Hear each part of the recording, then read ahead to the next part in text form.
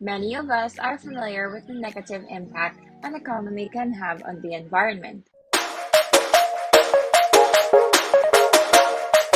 from creating smog and air pollutants due to industrial factories to contaminating the water with waste and driving the local wildlife away. Not only that, but there have been reported cases of contaminated water affecting thousands of people's lives.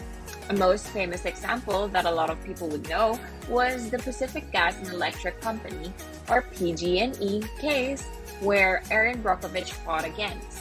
Now, you might have heard of Erin Brockovich due to the movie Erin Brockovich that was portrayed by the famous actress Julia Roberts. I'd have to say, it's a great movie and a great way to raise awareness of industries still filling bodies of water with their wastes, thereby affecting lives.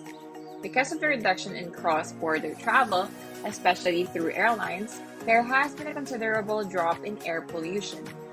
Paired with the lessening of industrial air pollution due to factory closures, the overall air quality has gone up. In fact, some scientists have even predicted that this may have prevented over 70,000 deaths in the past 2 months.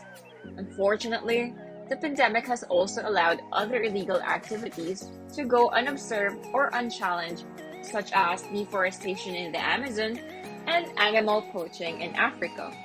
Before the COVID-19 pandemic, one of the most powerful campaigns in the world was for climate change.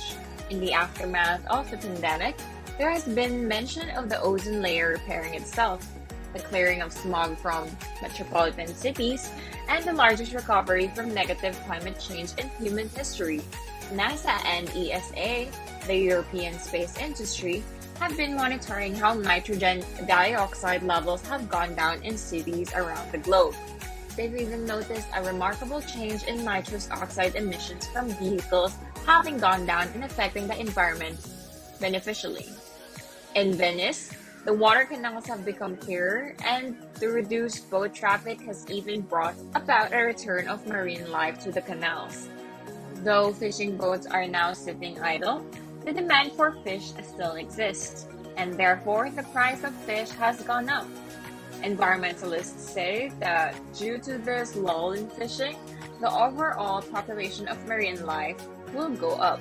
Some projections show populations of fish, such as herring, going up as much as double their current population.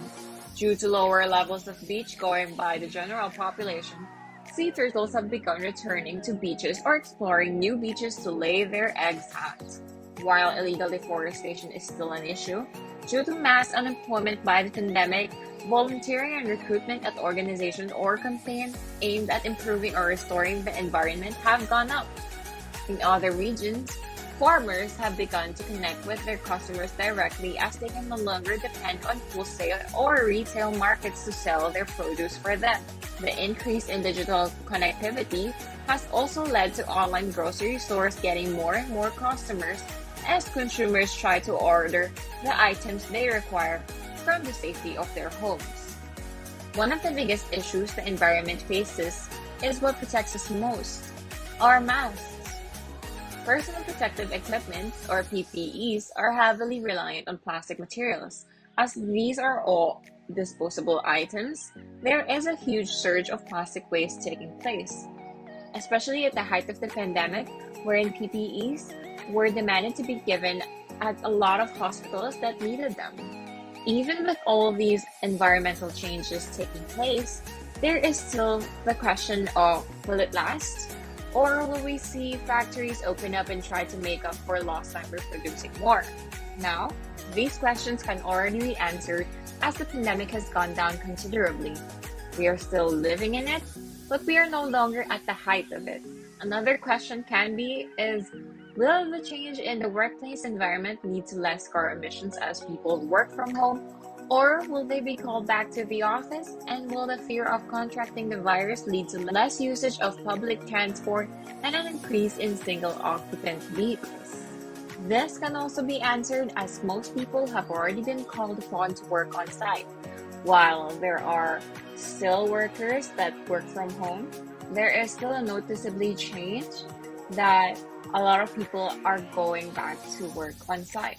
Check out our merch too by going to teaandsugar.com. If you're interested in reading about stuff like these, go to webymoney.com. We also put out like different stuff on how to be a good employee and employer, how to earn more money by doing other things, and basically more exciting stuff. So head on over there.